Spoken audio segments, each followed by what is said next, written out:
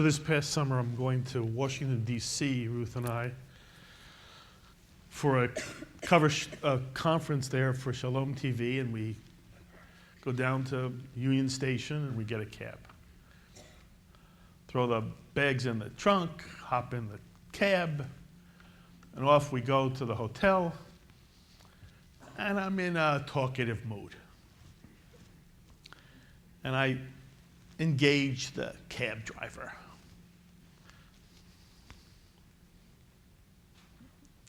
He's in a talkative mood too. And so we talk together. So he's from Nigeria. Been in America quite some time. And he just tells me all about his life, goes on. He came from a very poor village in Nigeria. His mother always wanted him to grow up and leave and go to America. And sure enough, he was able to do that. He went, some of his other relatives went. His mother never came. His mother never set foot in America. But he came with some of his relatives, and he made a life for himself in America. He married, he had children. He drives a cab, and he's happy. He had Bill Clinton once. And we're talking.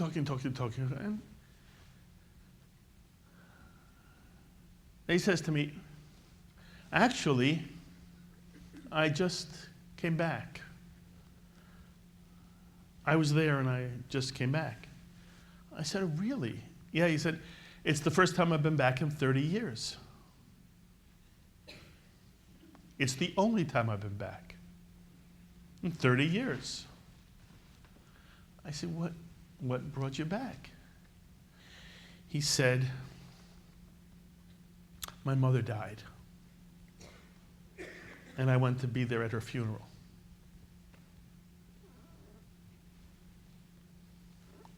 And Ruth and I expressed our condolences, and so the conversation then sort of drifted into silence.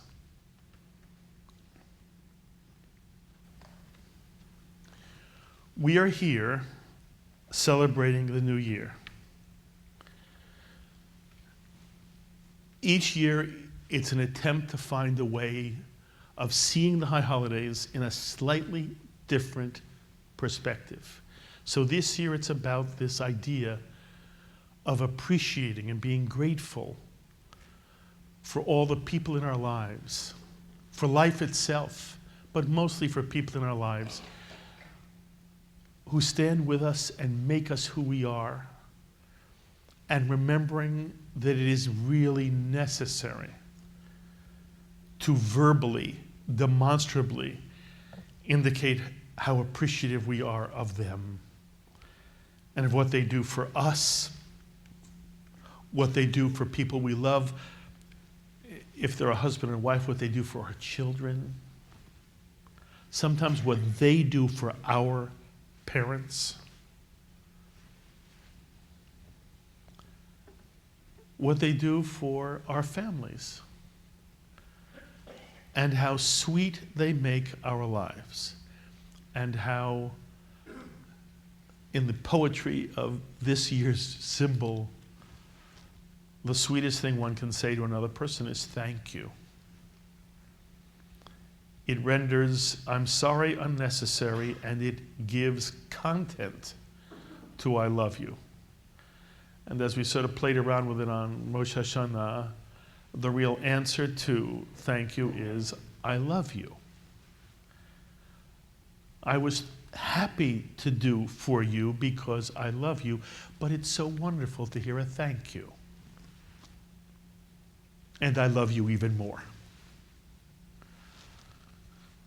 And what we need to do is go out of our way to make sure the people who have enriched our lives in so many ways, every day of our life, every moment of our life, are told by us how important they are and what it means to have their love and their care.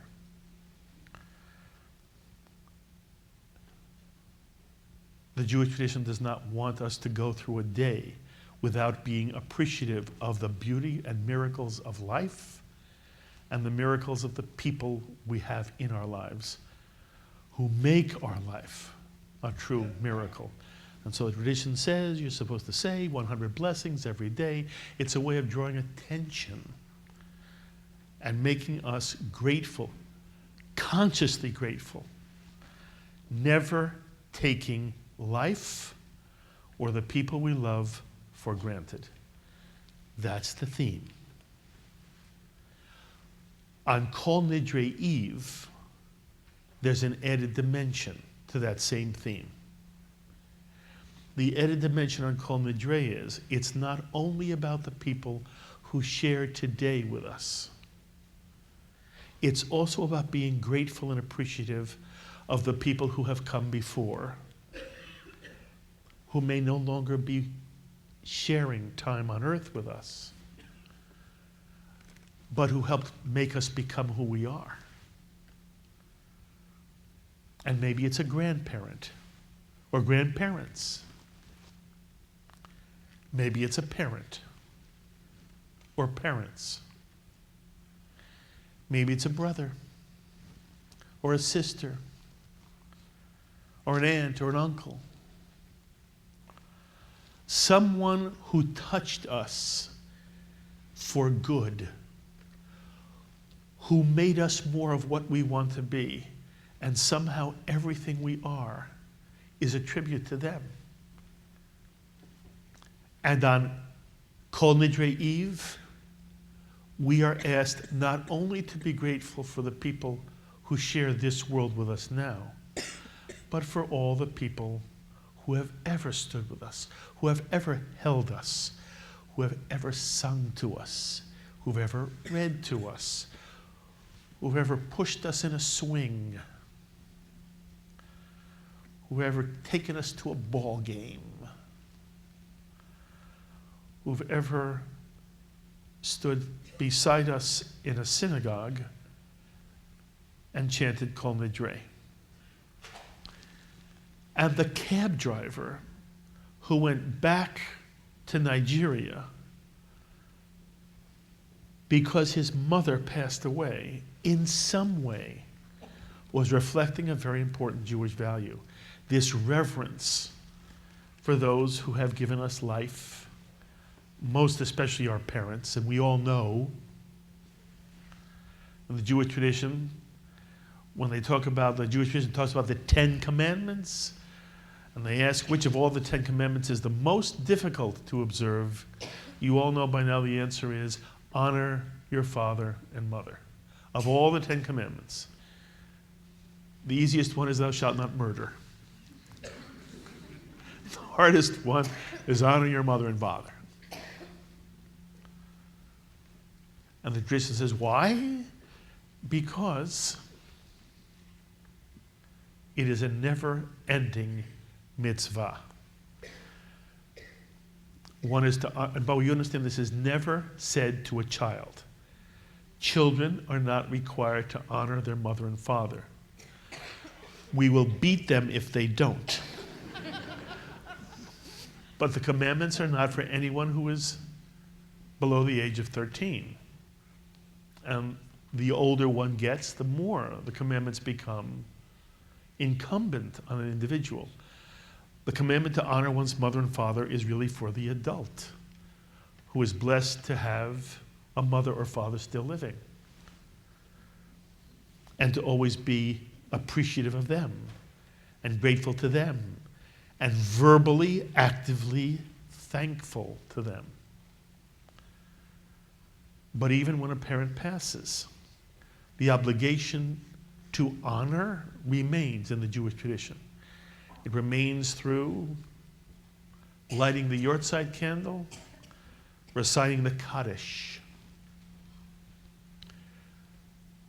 It is the way in which we speak about our parents when they are no longer with us. And we speak about them for good. And we remember the good that they brought us. And to the extent to which it's possible, and I know it's not always possible, whatever mistakes they made, whatever hurts they made, have inflicted on us, to the extent that it's humanly possible, they're to be forgiven. Sometimes they can't. But wherever they can, they must be forgiven. And one speaks about one's parents with a reverence that keeps their memory alive. And in the Jewish tradition, that's what immortality is. Being remembered for good, for all the moments that one was elevated by the individuals who came before us and made us who we are. And it has so much to do with the Jewish sense of family. And if Kol Nidre is anything, it's about family. It's about the broad context that transcends time and binds families together in a room like this, and each family together over the course, the span of time, the generations. Every now and then you'll still hear people make the mistake that Jewish is basically a term of religion. Jewish is not a term of religion. Jewish is a term of family. To be a Jew is not to be a member of a religion. To be a Jew is to be a member of a family. And each family has its place of its own that links to a community of families that comes together at least on Kol Nidre Eve. But to be a Jew is to be a member of a family with a way of embracing life. And what is so interesting is how family traditions are even more important than halakha, than Jewish law. The great Orthodox Rabbi David Hartman has written this marvelous, marvelous treatise on how Jewish family creates Judaism. And he writes about how people who have no clue what the Talmud says about any given religious observance in Judaism, they will know what Jewish is by defining what they saw their families do. Whatever their families do, that's what's Jewish. Ask anyone what happens at a Seder. They won't tell you what the Haggadah tells you. They'll tell you what goes on in their family Seders. Whatever goes on in that family, that's the Seder. Which means there are about as many traditions of Seders as there are Jewish families. My mother, whose parents were both Orthodox, she used to tell me what Jewish was. And I knew that what she was telling me was, you know the word Bubba Maisa? It was Bubba Maisa. What she learned from her parents, that was Judaism. And the fact that it wasn't part of the real tradition was irrelevant to her. By the way, we have the same thing even in the Chavurot. We once asked kids in the Chavurot, young kids, draw pictures of Jewish symbols. And child after child drew an accordion.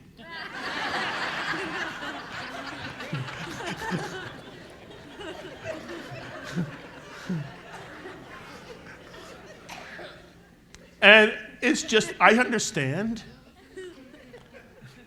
But where does Judaism come from? It comes from the living experience of people. There are people who probably think there's a symbol on every synagogue. And yeah, I've had people say, you know, I went to a synagogue, there was no symbol.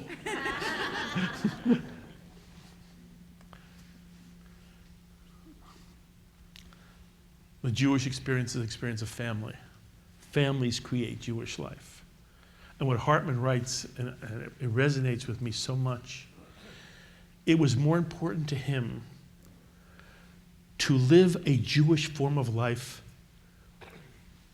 as a legacy to his grandfather more than observing a commandment for God.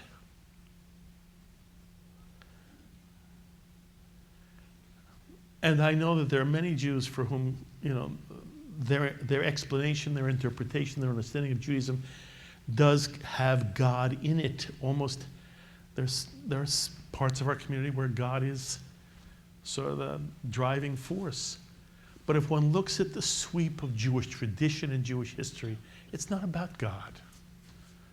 It's about people sharing the best of themselves and the best of life with each other, and doing it in a Jewish context. And what Hartman meant was there were values that were important to his grandfather. And he could not violate his grandfather, not God. And, I've said to you before, and it isn't meant to be blasphemous, and no one has to agree with me on this. My understanding of the Jewish tradition is there is no literal God in heaven who ever gives a literal mitzvah. There's a God in heaven who cares that people are as kind and loving and sweet and gentle to each other as possible. And then God says, now go figure out how to do that. Now go study. Be as lovely as you can be. Now you figure out how to do that. And the expanse of the Jewish tradition that is our legacy is the inside of the rabbinic tradition, which says things like, don't take people and the gift of life for granted, and see the miracles that exist in the world, in people, and in the wonders of the world all around you. That's what Judaism says to us. And then the Jewish people have done their very, very best to work it out generation after generation. And so it comes down to, again, this notion of thank you. And the Kol Nidre prayer we're about to chant is, from the Jewish perspective of history, the Jewish people's inclusion of everyone who has ever been important to us. And by the way, I know there are certain people in this room, young people in this room, for whom this notion of people who are past doesn't yet occur yet. You're too young. That's wonderful.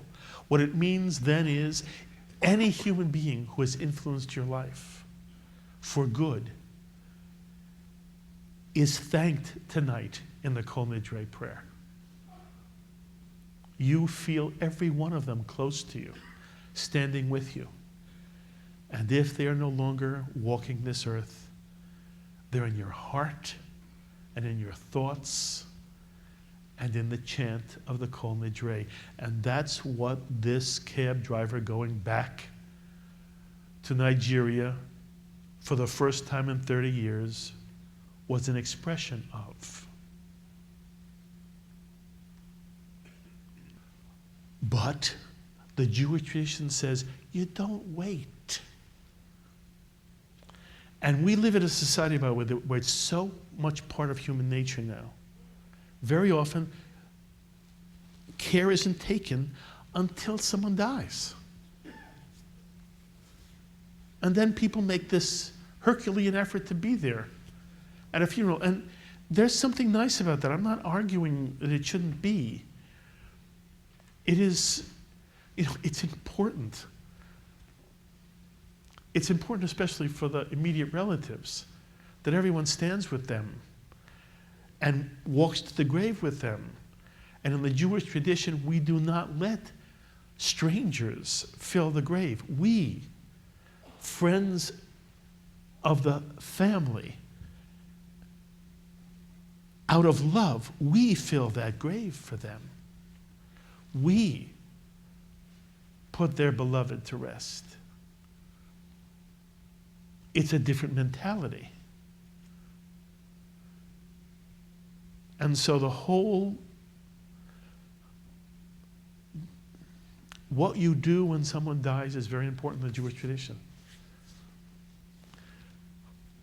But the Jewish tradition says, why wait until somebody dies to see them and talk to them and hug them and kiss them and thank them and love them and share an extraordinary moment with them. Don't wait. The tradition says, don't wait. There's a wonderful line from Tractate Shabbat in the Talmud. And it says this: always act when you can.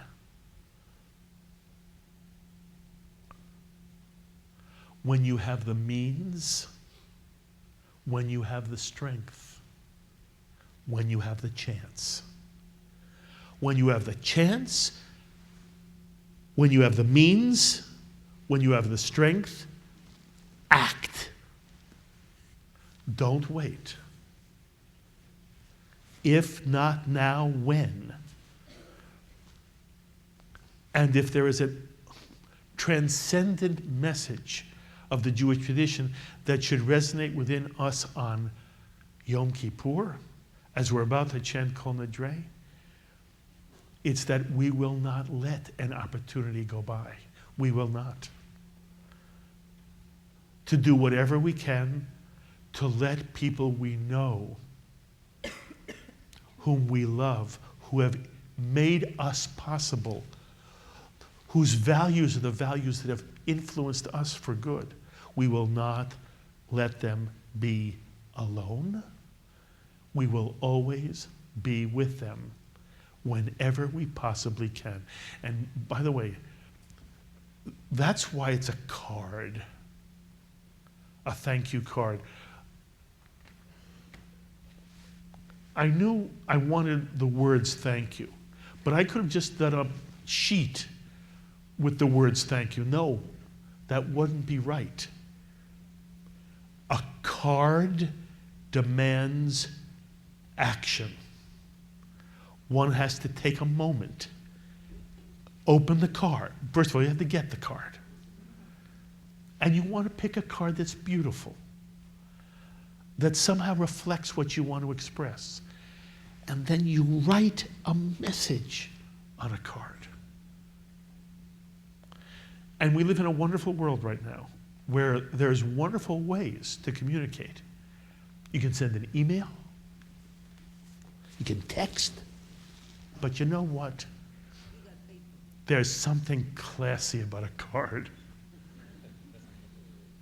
And somehow the card comes and you open it up. And if there's a lovely note, oh, it touches you. And if any of you have had both the sad and it's a bittersweet experience of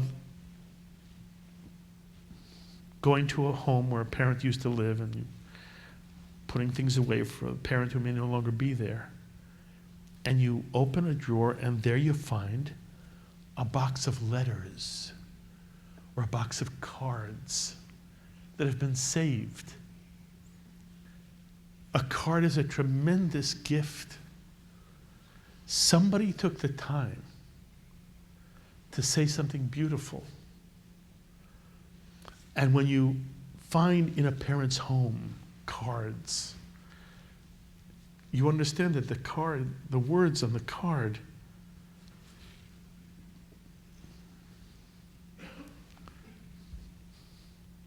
it's written proof that they were noticed. It's written proof that they were appreciated, that attention was paid. They were noticed. They were important. They helped at a moment of trial. They were loved. A card is a way of memorializing an expression of feeling that comes from deep within the human heart and human soul. But it takes effort. And very, very often, we just don't say anything. We think it, but we're still in a world where our own thoughts, are not telecommunicated to people we love. if we want people to know how we feel, somehow action is necessary. And the Jewish tradition says, don't let a moment go by. When somebody has done some goodness, where we appreciate what they are and who they are and how they have made our life sweeter and gentler and lovelier, and go out of one's way to make sure they know how much they're appreciated. In one moment, we chant the Kol Nidre together. May this year's chant be about our own commitment to expressing the thank you to everyone who has ever meant something to us, whom we appreciate in the depths of our being. The first chant, the quiet chant, is a chant of remorse for every opportunity missed when we didn't do enough, say enough, express how we felt enough. The first is this chant of regret. The second is stronger. It is one of commitment to this new year, that we will do better, that we will not miss opportunities to say thank you to the people we love the most, cherish the most, and who have done the most for us. And that third resounding chant to heaven is our promise that we will not only be grateful to the people who share our world today, but we will remember all those who've come before us, family, friends, loved ones, and even individuals who in our own life have inspired us to be everything that we can be. That chant is our promise. We will not forget them. We will never take them for granted, and they will be in our hearts, our thoughts, and our feelings all the days of our life. And we all say, we would be pleased to send a complimentary DVD of this program to anyone who wishes to support Shalom TV with a tax-deductible gift of $36, double chai or more, to the nonprofit organization Jewish Education in Media. Simply visit the Shalom TV website homepage and click on the Donate button to make a donation by PayPal or your credit card. And please indicate the program for which you would like a DVD. Or you can send your tax-deductible check made out to GEM, Post Office Box 180, Riverdale Station, Bronx, New York, 10471. And again, please remember to indicate which program you would like to receive on DVD with our compliments. And we thank you for your kind support.